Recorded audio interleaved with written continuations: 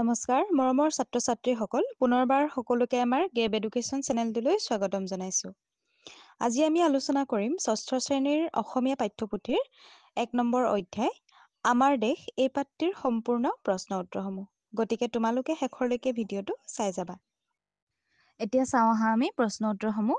প্ৰথমে আছে তোমালোকৰ ইয়াত পাঠভিত্তিক ক্ৰিয়াকলাপ। 1 নম্বৰতে দিছে তলত দিয়া প্ৰশ্নসমূহৰ শুদ্ধ উত্তৰটো বাছি উলিয়াই সঠিক বৃত্তটো পূৰ কৰা।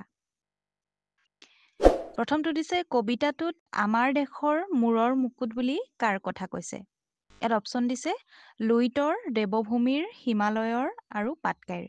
এতিয়া ইয়াৰ উত্তৰটো হ'ব গ নম্বৰ অপশ্যনটো হিমালয়ৰ। ইয়াত তোমালোকে গটোত ছাইডত তোমালোকৰ দিয়া আছে যে ক খ গ ঘ, ইয়াত গটোত তোমালোকে বৃত্তটো পূৰ কৰি দিবা। তাৰ পিছৰ প্ৰশ্নটোত আছে কবিয়ে আমাৰ দেশক দেৱভূমিৰ লগত কিয় তুলনা কৰিছে।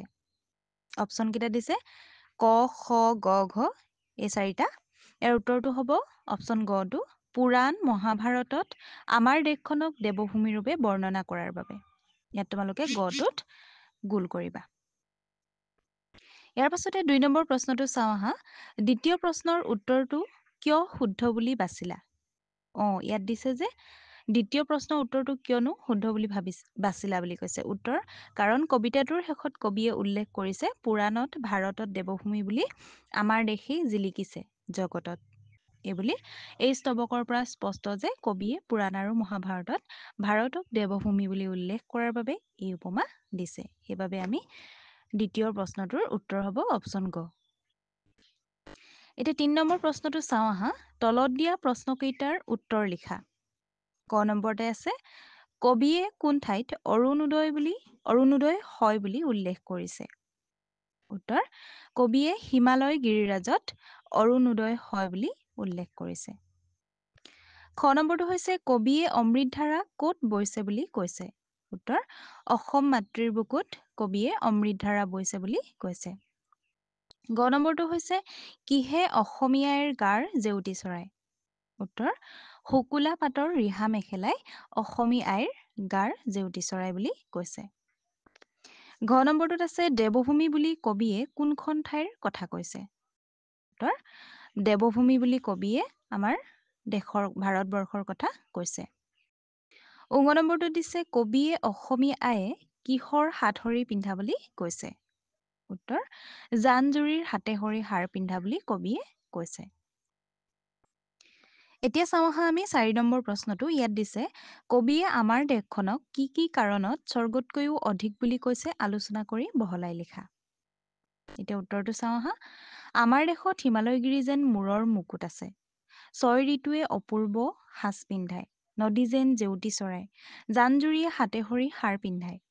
দেশখন সাহিত্য সংস্কৃতি গুণীজন আৰু প্ৰাকৃতিক শোভাৰে ভৰপূৰ।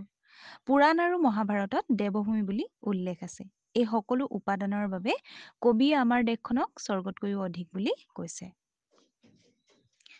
এতিয়া আমি 5 নম্বৰ প্ৰশ্নটো চাওঁ আহা। ইয়াত দিছে কবিতা ফাঁকিৰ পৰা তলত দিয়া প্ৰশ্নকেইটাৰ উত্তৰ দিয়া। এটা ফাঁকি কবিতা দিছে আৰু সেই কবিতা ফাঁকি তোমালোকে পঢ়ি প্ৰশ্নৰ উত্তৰ কৰিব লাগে। কবিতা ফাঁকি হৈছে পাটকায়ে মেলে কলা চলিতাৰী অৰুণোদয় তাত, লুইতে পখালি চৰণ দুখনি দিয়ে ৰিহাখনি গাত। এতিয়া ইয়াত ক নম্বৰ প্ৰশ্নটো দিছে কোলা চুলিতাৰী কোনে মেলে বুলি কৈছে। উত্তৰ পাটকাই পৰ্বতে কোলা চুলিতাৰী মেলে বুলি কৈছে। খ নম্বৰটোত দিছে লুইতে কাৰ চৰণ দুখনি পখালি দিয়ে বুলি কৈছে। উত্তৰ লুইতে আমাৰ দেশৰ চৰণ দুখনি পখালি দিয়ে বুলি কৈছে। গ নম্বৰটোত দিছে ৰিহাখনি বুলি কিহৰ কথা কৈছে। উত্তৰ ৰিহাখনি বুলি লুইতৰ কথা কোৱা হৈছে। ইয়াৰ পাছতে আছে তোমালোকৰ 6 নম্বৰ প্ৰশ্নটোত ক অংশৰ সৈতে খ অংশ মিলোৱা। তোমালোকক ইয়াত আঁচটানি মিলাবলৈ কৈছে ক অংশৰ লগত খ অংশ, গতিকে মই এইকেইটা পঢ়ি নাথাকো। এতিয়া ক অংশৰ প্ৰথমটো খ অংশৰ দ্বিতীয়টোৰ লগত হ'ব আৰু ক অংশৰ দ্বিতীয়টো খ অংশৰ তৃতীয়টোৰ লগত হ'ব আৰু ক অংশৰ একেবাৰে শেষৰটো তৃতীয়টো খ অংশৰ প্ৰথমটোৰ লগত মিলিছে। এতিয়া চাওঁ আহা আমি 7 নম্বৰ প্ৰশ্নটো। ইয়াত আছে আমাৰ দেশ কবিতাটিত দেশ মাতৃৰ সৌন্দৰ্য বৃদ্ধিত তলত দিয়া উপাদানসমূহে কেনেদৰে অৰিহণা যোগাইছে তাৰ এখন তালিকা প্ৰস্তুত কৰা। ইয়াত এটা উদাহৰণ দিয়ে দিছে তালিকাখনত। গিৰিৰাজ হিমালয়ে মূৰৰ মুকুট হৈ জেউতি চৰাইছে। আমি আৰু লিখিব পাৰোঁ, 6 ঋতুৱে অপূৰ্ব সাজ পিন্ধায়। পাটকাই পৰ্বতে ক'লা চুলিতাৰি মেলে। লুইতে সূৰ্যৰ চৰণ পখালি দিয়ে। জান-জুৰিয়ে হাতে সৰি সাৰ পিন্ধায়। পৰ্বত পাহাৰে আচলত নাচে তৰা। তাৰ পাছতে 8 নম্বৰ প্ৰশ্নটো চাওঁ আহা। তলত দিয়া শব্দবোৰৰ লগত ছন্দৰ মিল থকা শব্দৰে খালী ঘৰবোৰ পূৰ কৰা। ইয়াত ছন্দ মিলা শব্দ লিখিব লাগে। বেশ, বেশৰ লগত মিলা শব্দ দিছে কেশ, আৰু লিখিব পাৰা দেশ, ভেশ। ভৰা, ভৰাৰ লগত তৰা, নৰা, লৰা। সাৰ, গাৰ, পাৰ, জাৰ। গাঁত, পাত, হাত, জাত। এনেদৰে লিখিব পাৰা। তাৰপিছতে 9 নম্বৰ প্ৰশ্নটো চাওঁ আহা। ইয়াত দিছে শব্দৰ খেল খেলো আহা। ক নম্বৰতে দিছে, পদ্যটোত এনেকুৱা এটি 6 আখৰীয়া শব্দ আছে যিটোৰ প্ৰথম আখৰ 3টা মিলি পৃথিৱী বুজায়, আৰু শেষৰ 3টা মিলি সুন্দৰী বুজায়, আৰু তৃতীয় আৰু ষষ্ঠ আখৰ মিলি মাখন বুজায়। পাঠটিৰ পৰা শব্দটো বিচাৰি উলিয়াই লিখা। এতিয়া শব্দটো হ'ব ভুৱন মোহিনী। ইয়াত তলত দিছে, এতিয়া শব্দটোৰ প্ৰথম আখৰটোৰ পৰা হচৌকাৰ আঁতৰাই দিলে প্ৰথম আৰু দ্বিতীয় আখৰ মিলি জগত বুজোৱা শব্দটো হ'ব, এইটো আমি হচৌকাৰ আঁতৰাই দিলে ৱাব্য হ'ব, ভৱ। তাৰপিছতে দিছে প্ৰথম, দ্বিতীয় আৰু তৃতীয় আখৰ মিলি ঘৰ বুজোৱা শব্দটো হ'ব ভৱন। প্ৰথম আৰু শেষৰ আখৰ মিলি ভগ্নী বুজোৱা শব্দটো হ'ব ভনী। এতিয়া চাওঁ আহা আমি 10 নম্বৰ প্ৰশ্নটো। ইয়াত আছে, কবিতাটিত থকা জুৰীয়া শব্দবোৰ বিচাৰি উলিয়াই লিখা। উদাহৰণত এটা দি দিছে ৰিহা মেখেলা, আৰু আমি লিখিব পাৰোঁ ইয়াত কবিতাটোত থকা জান-জুৰি, ৰূপে ৰখে, ধন ধানে, মনে চিন্তে, গুণগান ইত্যাদি। তাৰপাছতে 11 নম্বৰ প্ৰশ্নটো চাওঁ আহা। শিক্ষকৰ সহায় লৈ অথবা অভিধান সমাৰ্থক শব্দকোষ আদি ব্যৱহাৰ কৰি তলৰ শব্দবোৰৰ সমাৰ্থক শব্দ লিখা। এতিয়া আমি তলৰ শব্দবোৰৰ সমাৰ্থক শব্দ লিখিব লাগে। অৰুণ হলে আৰণ্য, সূৰ্যোদয়, উষা।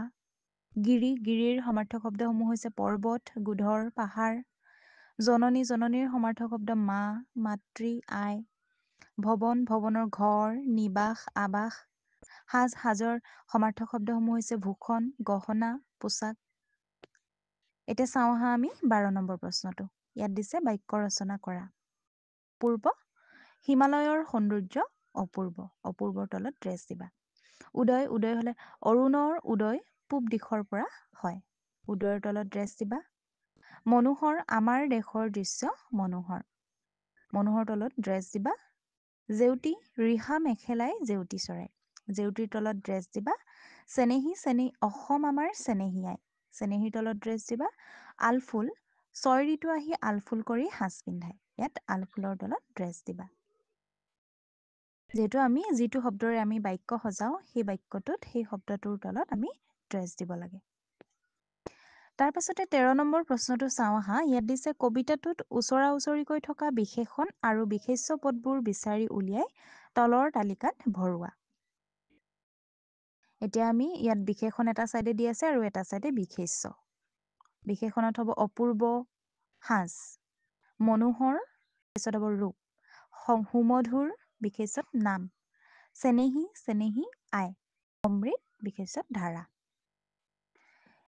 পাছতে 14 নম্বৰ প্ৰশ্নটোত আছে, সাজ শব্দ প্ৰয়োগ কৰি বিভিন্ন অৰ্থ প্ৰকাশক বাক্য ৰচনা কৰা। এতিয়া সাজ শব্দটোৱে বহুতো অৰ্থ বুজায়, গতিকে প্ৰথমটো হৈছে সাজ। সাজ মানে পোচাক বুজায়। ইয়াত বাক্য বনাব পাৰা, তাই বিহুত নতুন সাজ পিন্ধিছে। তাৰপিছত আনটো হৈছে সাজ। সাজ মানে বাচন বুজায়। পেহীয়ে ভাতৰ সাজ পাতিছে। আন এটা সাজ হৈছে নিৰ্মাণ কৰা। এইটো লিখিব পাৰা, ৰহিমে ঘৰখন নতুনকৈ সাজিছে। এতিয়া ইয়াৰ পাছতে 15 নম্বৰ প্ৰশ্নটো চাওঁ আহা। ইয়াত দিছে, পদ্যটোত পোৱা স্ত্ৰীলিংগ বুজোৱা অসমা শব্দটোৰ আৰ্হিত আন শব্দ গঠন কৰোঁ আহা। তলত দিছে পুংলিংগ আৰু স্ত্ৰীলিংগ।